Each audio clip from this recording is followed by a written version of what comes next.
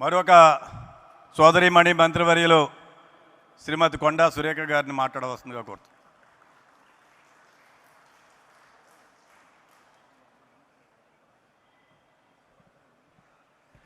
సభకు నమస్కారం. వేదిక మీద ఉన్నటువంటి షర్మిలక్కకి మరి ఏఐసిసి నుంచి వచ్చినటువంటి పెద్దలకు, మా ముఖ్యమంత్రి గారు రేవంత్ రెడ్డి గారికి, డిప్యూటీ సీఎం బట్టి విక్రమార్క గారికి, అతిరథ మహారథులందరికీ, నా తోటి మంత్రులకు, ఈ కార్యక్రమానికి విచ్చేసిన రాజశేఖర రెడ్డి కుటుంబ సభ్యులందరికీ కూడా నా హృదయపూర్వక నమస్కారం. మరి ఈరోజు ఈ కార్యక్రమంలో ఒక ఆడబిడ్డగా పాల్గొనే అవకాశం నాకు కల్పించిన సోదరిమణి షర్మిల గారికి హృదయపూర్వక నమస్కారాలు తెలియజేస్తూ ఉన్నాను. నేను ఈరోజు ఒకటి వస్తుందని అనుకోలేదు. ఎందుకంటే దశాబ్ద కాలం నుంచి కూడా రాజశేఖర రెడ్డి గారు ఒక విధంగా మన మనసుల్లో ఉన్నా కూడా రాజకీయంగా కనుమరుగైపోయారనే విషయాన్ని ఇక్కడ చెప్పాల్సిన అవసరం ఉంది. మరి ఆయన ఒక నాయకుడిగా పేరు తెచ్చుకున్నా కూడా కొన్ని రాజకీయ మార్పుల వలన ఆయన పేరు మరుగున పడిపోయిన విషయం మనందరికీ కూడా తెలుసు. కానీ ఈరోజు రాజశేఖర రెడ్డి బిడ్డగా వైఎస్ షర్మిల గారు మళ్ళీ తన తండ్రిని ప్రజల్లోకి మరి తీసుకొచ్చి నానా నేనున్నాను అనేటువంటి ఒక భరోసా కల్పించి రాజశేఖర రెడ్డి గారిని మన ముందుకు తీసుకొచ్చినందుకు మరి వారిని అభినందిస్తూ ఉన్నాను. మరి నాకు చాలా గర్వంగా ఉంది. ఈరోజు వస్తుందని నేను అనుకోలేదు. ఎందుకంటే ఇప్పుడే రామచంద్రరావు అన్న చెప్పినట్టుగా నా భర్తకు ప్రాణదానం కల్పించిన రాజశేఖర రెడ్డి గారి కోసం ఆ రోజు నేను మంత్రి పదవిని వదిలిపెట్టుకున్న విషయం మీ అందరికీ కూడా తెలుసు. చాలామంది తర్వాత నన్ను అడిగారు, నీ ఒక్కరోజు కూడా బాధపడలేదా నీ మంత్రి పదవి వదులుకున్నందుకు అంటే నేను ఒకటే మాట చెప్పాను, అటువంటి నాయకుడి కోసం ఒక మంత్రి పదవి అనేది తృణప్రాయంగా వదిలేయడం మామూలు విషయం, అది పెద్ద గొప్ప విషయం కాదు అని చెప్పి నేను ఏ రోజు కూడా బాధపడలేదు.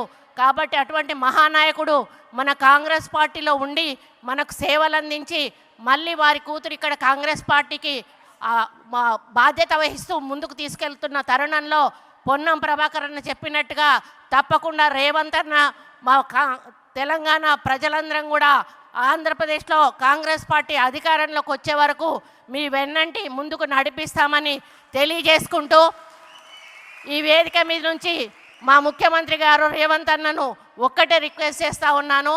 అన్న ఒక సమైక్యాంధ్రలో ఒక మంచి ముఖ్యమంత్రిగా పేరు తెచ్చుకున్న రాజశేఖర రెడ్డి గారికి ఆయన స్మృతివనం అంటూ ఇక్కడ ఆంధ్రప్రదేశ్లో లేదు, అక్కడ తెలంగాణలో లేదు. కాబట్టి మీరు మీ నాయకత్వంలో ఆయనకు హైదరాబాద్లో తప్పకుండా ఒక స్మృతివనం ఏర్పాటు చేసి ఆ నాయకుడిని చరిత్రలో నిలపాలని ఈ వేదిక మీద నుంచి రిక్వెస్ట్ చేస్తూ మీ అందరికీ ధన్యవాదాలు అర్పించుకుంటూ సెలవు తీసుకుంటా ఉన్నాను. జై హింద్.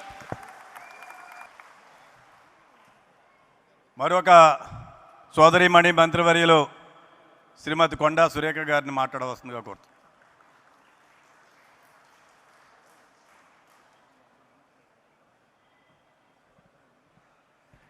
సభకు నమస్కారం. వేదిక మీద ఉన్నటువంటి షర్మిలక్కకి మరి ఏఐసిసి నుంచి వచ్చినటువంటి పెద్దలకు, మా ముఖ్యమంత్రి గారు రేవంత్ రెడ్డి గారికి, డిప్యూటీ సీఎం బట్టి విక్రమార్క గారికి, అతిరథ మహారథులందరికీ, నా తోటి మంత్రులకు, ఈ కార్యక్రమానికి విచ్చేసిన రాజశేఖర రెడ్డి కుటుంబ సభ్యులందరికీ కూడా నా హృదయపూర్వక నమస్కారం. మరి ఈరోజు ఈ కార్యక్రమంలో ఒక ఆడబిడ్డగా పాల్గొనే అవకాశం నాకు కల్పించిన సోదరిమణి షర్మిల గారికి హృదయపూర్వక నమస్కారాలు తెలియజేస్తూ ఉన్నాను. నేను ఈరోజు ఒకటి వస్తుందని అనుకోలేదు. ఎందుకంటే దశాబ్ద కాలం నుంచి కూడా రాజశేఖర రెడ్డి గారు ఒక విధంగా మన మనసుల్లో ఉన్నా కూడా రాజకీయంగా కనుమరుగైపోయారనే విషయాన్ని ఇక్కడ చెప్పాల్సిన అవసరం ఉంది. మరి ఆయన ఒక నాయకుడిగా పేరు తెచ్చుకున్నా కూడా కొన్ని రాజకీయ మార్పుల వలన ఆయన పేరు మరుగున పడిపోయిన విషయం మనందరికీ కూడా తెలుసు. కానీ ఈరోజు రాజశేఖర రెడ్డి బిడ్డగా వైఎస్ షర్మిల గారు మళ్ళీ తన తండ్రిని ప్రజల్లోకి మరి తీసుకొచ్చి నానా నేనున్నాను అనేటువంటి ఒక భరోసా కల్పించి రాజశేఖర రెడ్డి గారిని మన ముందుకు తీసుకొచ్చినందుకు మరి వారిని అభినందిస్తూ ఉన్నాను. మరి నాకు చాలా గర్వంగా ఉంది. ఈరోజు వస్తుందని నేను అనుకోలేదు.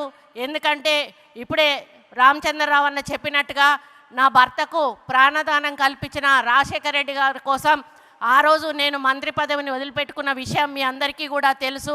చాలామంది తర్వాత నన్ను అడిగారు, నీ ఒక్కరోజు కూడా బాధపడలేదా నీ మంత్రి పదవి వదులుకున్నందుకు అంటే నేను ఒకటే మాట చెప్పాను, అటువంటి నాయకుడి కోసం ఒక మంత్రి పదవి అనేది తృణప్రాయంగా వదిలేయడం మామూలు విషయం, అది పెద్ద గొప్ప విషయం కాదు అని చెప్పి నేను ఏ రోజు కూడా బాధపడలేదు.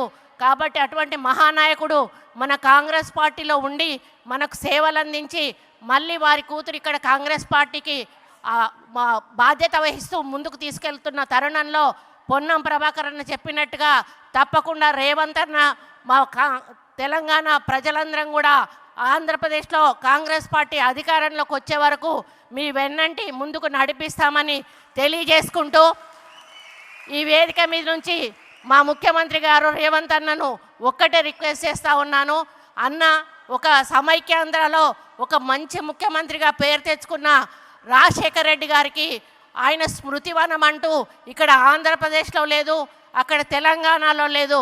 కాబట్టి మీరు మీ నాయకత్వంలో ఆయనకు హైదరాబాద్లో తప్పకుండా ఒక స్మృతివనం ఏర్పాటు చేసి ఆ నాయకుడిని చరిత్రలో నిలపాలని ఈ వేదిక మీద నుంచి రిక్వెస్ట్ చేస్తూ మీ అందరికీ ధన్యవాదాలు అర్పించుకుంటూ సెలవు తీసుకుంటా ఉన్నాను. జై హింద్.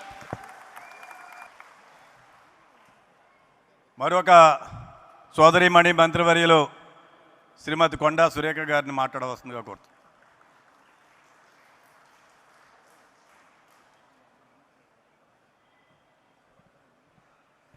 సభకు నమస్కారం. వేదిక మీద ఉన్నటువంటి షర్మిలక్కకి, మరి ఏఐసిసి నుంచి వచ్చినటువంటి పెద్దలకు, మా ముఖ్యమంత్రి గారు రేవంత్ రెడ్డి గారికి, డిప్యూటీ సీఎం బట్టి విక్రమార్క గారికి, అతిరథ మహారథులందరికీ, నా తోటి మంత్రులకు, ఈ కార్యక్రమానికి విచ్చేసిన రాజశేఖర రెడ్డి కుటుంబ సభ్యులందరికీ కూడా నా హృదయపూర్వక నమస్కారం.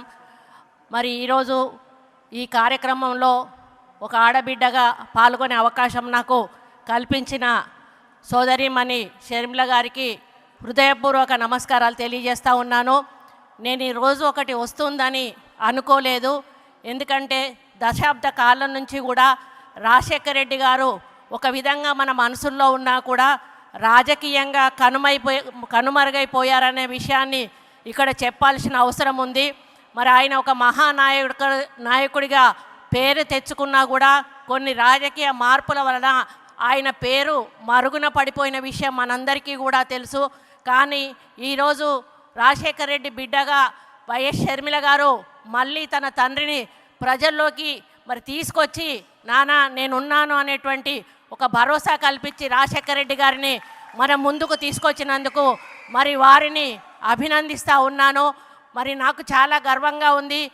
ఈరోజు వస్తుందని నేను అనుకోలేదు. ఎందుకంటే ఇప్పుడే రామచంద్రరావు అన్న చెప్పినట్టుగా నా భర్తకు ప్రాణదానం కల్పించిన రాజశేఖర రెడ్డి గారి కోసం ఆ రోజు నేను మంత్రి పదవిని వదిలిపెట్టుకున్న విషయం మీ అందరికీ కూడా తెలుసు.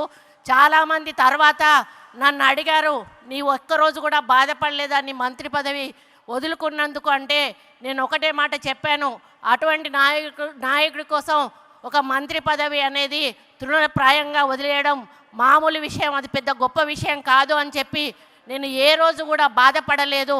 కాబట్టి అటువంటి మహానాయకుడు మన కాంగ్రెస్ పార్టీలో ఉండి మనకు సేవలు అందించి మళ్ళీ వారి కూతురు ఇక్కడ కాంగ్రెస్ పార్టీకి బాధ్యత వహిస్తూ ముందుకు తీసుకెళ్తున్న తరుణంలో పొన్నం ప్రభాకర్ అన్న చెప్పినట్టుగా తప్పకుండా రేవంత్ అన్న మా తెలంగాణ ప్రజలందరం కూడా ఆంధ్రప్రదేశ్లో కాంగ్రెస్ పార్టీ అధికారంలోకి వచ్చే వరకు మీ వెన్నంటి ముందుకు నడిపిస్తామని తెలియజేసుకుంటూ ఈ వేదిక మీద నుంచి మా ముఖ్యమంత్రి గారు రేవంత్ అన్నను ఒక్కటే రిక్వెస్ట్ చేస్తూ ఉన్నాను. అన్న ఒక సమైక్యాంధ్రలో ఒక మంచి ముఖ్యమంత్రిగా పేరు తెచ్చుకున్న రాజశేఖర రెడ్డి గారికి ఆయన స్మృతివనం అంటూ ఇక్కడ ఆంధ్రప్రదేశ్లో లేదు, అక్కడ తెలంగాణలో లేదు. కాబట్టి మీరు మీ నాయకత్వంలో ఆయనకు హైదరాబాద్లో తప్పకుండా ఒక స్మృతివనం ఏర్పాటు చేసి ఆ నాయకుడిని చరిత్రలో నిలపాలని ఈ వేదిక మీద నుంచి రిక్వెస్ట్ చేస్తూ మీ అందరికీ ధన్యవాదాలు అర్పించుకుంటూ సెలవు తీసుకుంటా ఉన్నాను. జై హింద్. థ్యాంక్ యూ అమ్మా.